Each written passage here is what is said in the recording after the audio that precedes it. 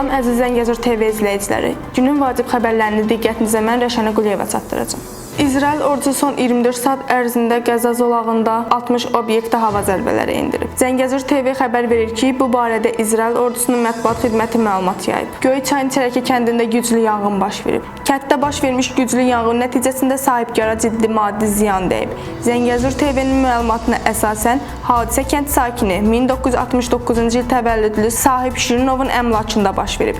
Yanğın ilkin olaraq həyətdəki 200 kvadrat metr sahəsi olan tövlədə baş verib. Alov sürətlə yayılaraq ümumi sahəsi 300 kvadrat metr olan tavara keçib. Nəticədə orada dayanmış Ford markalı yük avtomobili, tövlənin içindəki ot bağlamaları və toy üçün nəzərdə tutulmuş qab-qacaqlar tamamilə yanaraq külə dönüb. Tövlənin 100 kvadrat metrlik hissəsi isə alovdan qorunub. Azərbaycan Respublikasının Xarici İşlər Nazirliyi Ceyhun Bayramov və Birləşmiş Ərəb Əmirliklərinin Xarici İşlər Naziri Abdullah bin Zayed Al Nahyan arasında telefon danışığı baş tutub. Bu barədə məlumatı Azərbaycan Xarici İşlər Nazirliyi yayıb. Telefon danışığı zamanı tərəflər Azərbaycan və Birləşmiş Ərəb Əmirlikləri arasında strateji tərəfdaşlıq çərçivəsində birgə təşəbbüsü həyata keçirilməsi, eləcə də ikitərəfli və çoxtərəfli formatlarda əməkdaşlıq perspektivləri ilə bağlı məlumatı müzakirə ediblər. Danışıqlar zamanı həmçinin qarşılıqlı maraq doğuran digər ikitərəfli və regional məsələlərlə bağlı da fikirlər mübadiləsi aparılıb.